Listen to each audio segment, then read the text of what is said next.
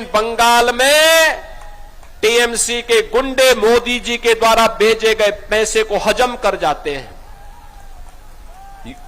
Mafia राज हावी है, sand mafia, land mafia, बागान माफिया, ये सभी हावी होकर के आपके हक पे डकैती डाल रहे हैं।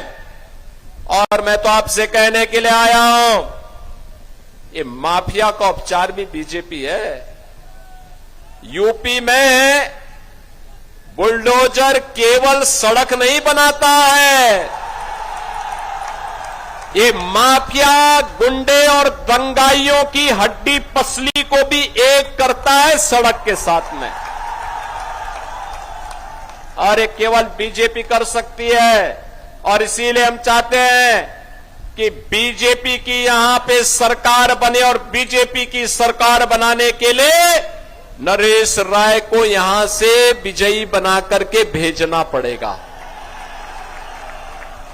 नरेश राय को विजयी बना के भेजेंगे।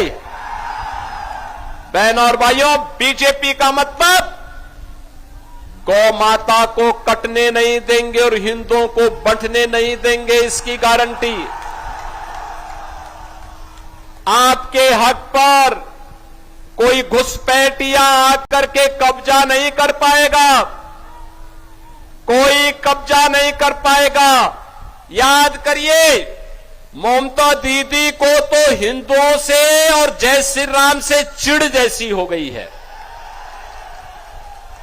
जैसे उन्होंने कल संसद में आदि आबादी को मिलने वाले हक का विरोध किया, ऐसे ही उन्होंने सीए के दौरान सिटीजनशिप अमेंडमेंट एक्ट का भी विरोध किया था। Citizenship amendment act Bengal, Bangladesh के अंदर जो बंगाली हिंदू है, बौद्ध है, जैनी है, सिख है, अगर वहां प्रताड़ित होकर के भारत के अंदर कहीं रह रहा है तो उसको वहां पर मोदी जी ने प्रावधान किया है कि वहां की नागरिकता भी देंगे और उसको जमीन का लैंड भी देंगे।